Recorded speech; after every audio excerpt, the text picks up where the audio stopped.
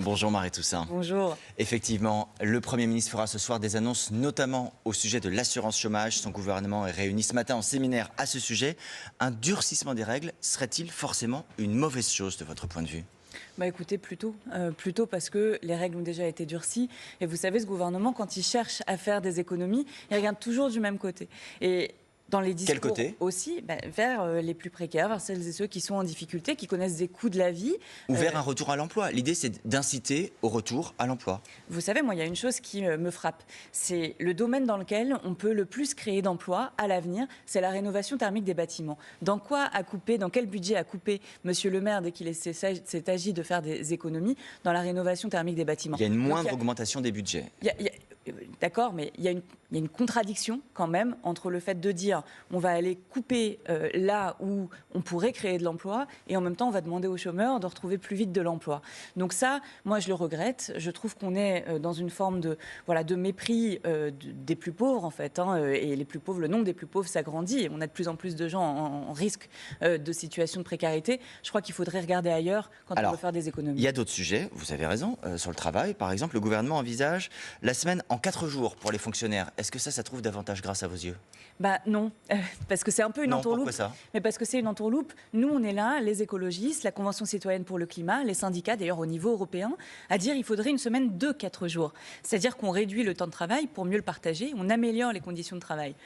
Gabriel Attal arrive et dit on va faire une semaine de 4 jours. Donc je veux que celles et ceux qui nous écoutent comprennent bien. Ça veut dire que ce qu'on faisait avant en 5 jours, on va le faire en 4 jours. Ça veut dire plus de pression, plus d'intensité, plus de burn-out, plus de maladies professionnelles potentiellement. Donc moi je ne veux pas me mettre à la place ni des Françaises ou des Français ou des syndicats. Ça va être à eux de choisir. Mais j'entends les alertes des syndicats, de la CFDT, de la CGT et d'autres qui disent attention, on a des conditions de travail qui sont déjà difficiles, il ne faut pas les empirer. Donc pourquoi pas des expérimentations, mais voilà, en protégeant les salariés. On parlait du déficit à l'instant. Le fait est que les chiffres de l'INSEE hier ont montré un sacré dérapage, 5,5 au lieu de 4,9%. Est-ce qu'il faut réduire ce déficit? Est-ce que pour vous, ça doit être un objectif de la politique gouvernementale?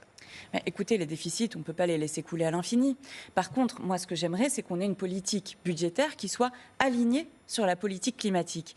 Et vous savez, on a la mauvaise dette et on a la bonne dette. La bonne dette, c'est celle qui sert à préparer l'avenir, à nous garantir la possibilité de vivre sur cette planète. Ça, c'est la question de comment on dépense. Mais l'horizon, donc vous partagez l'idée qu'il faut revenir, par exemple, vous qui êtes députée européenne, à l'objectif européen de 3% du déficit en 2027. Vous voyez, juste avant que j'arrive, il y avait un grand chiffre sur vos écrans qui était 6,5 milliards le coût des catastrophes naturelles en France dénoncé par les assureurs.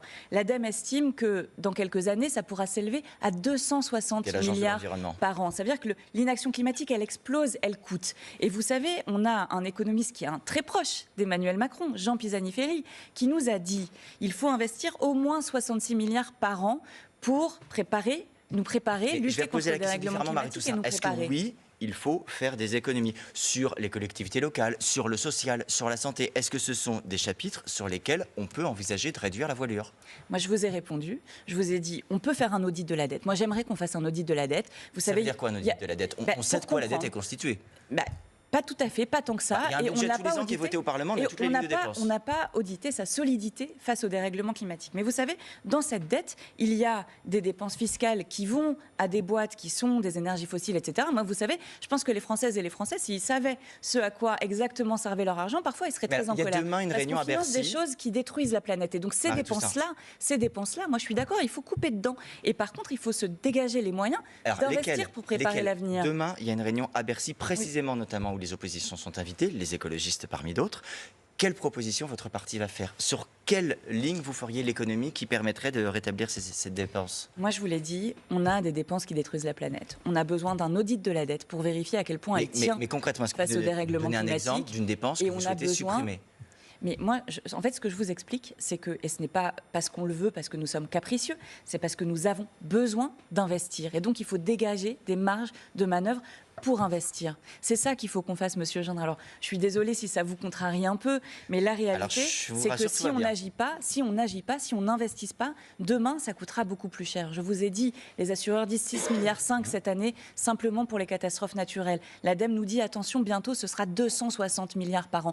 Vous vous rendez bien compte que cela, on ne pourra pas le financer. La seule manière dont on n'aura pas à payer cet argent, c'est en agissant aujourd'hui. Donc Est-ce le que vous rapport reconnaissez quand même Mahfouz, il nous dit 66 milliards par an. Au niveau européen, on a fait le calcul avec les écologistes européens. C'est 260 milliards d'euros par an en plus dans la décennie qui vient. Il faut trouver les moyens de le faire. En l'occurrence, il y a un moyen qui a été évoqué par Bruno Le Maire pas plus tard qu'hier. Il dit qu'il est tout à fait prêt à ce que l'on regarde un renforcement de la taxation des superprofits dans le secteur énergétique. Là, vous saluez. Il faut avancer. C'est une solution. Nous, on a envie d'aller plus loin, d'aller toucher, comme le par exemple, les armateurs, la CMA, CGM. CGM. Je reconnais qu'il faut avancer, bien sûr. Et que le gouvernement le fait. On aimerait bien qu'il fasse plus vite. Vous voulez pas reconnaître le fait que le gouvernement fasse un pas? Si, c'est bien qu'il fasse un pas. Nous, on aimerait qu'il en fasse 10. Alors, hier, une autre annonce du gouvernement, le projet de ratification du CETA, qui est le traité de libre-échange entre l'Union européenne et le Canada, ne sera pas transmis à l'Assemblée nationale avant les européennes. Je rappelle qu'il avait été rejeté par le Sénat la semaine dernière. Ce sujet nécessite un temps de débat apaisé, dit le gouvernement. Est-ce que vous partagez ce besoin de débat apaisé? Écoutez, ça fait 6 ans, 7 ans qu'il est entré en vigueur sans être passé par l'Assemblée. Voilà, donc on est de toute façon dans un problème démocratique majeur. D'ailleurs, la tête de liste de LREM pour les élections européennes, Valérie Ayé, a dit mais enfin c'est pas grave, même si le Parlement s'y oppose, on le maintiendra quand même. Donc voilà, vrai problème démocratique et derrière qui pose des problèmes de fond puisque c'est un accord qui est mauvais pour les paysans de France, d'Europe, mauvais pour les paysans canadiens aussi. C'est un accord qui va enrichir quelques-uns, Lactalis par exemple, dont on connaît les profits, et qui nous permet d'exporter également, qui permet à certaines de nos filières de se développer. C'est pour ça que je dis principalement pour Lactalis. Vous savez, dans les estimations des emplois perdus par cet accord, c'est plusieurs centaines de milliers. Donc il faut cesser avec les accords de libre-échange qui sont basés sur une idéologie qui ne fonctionne pas.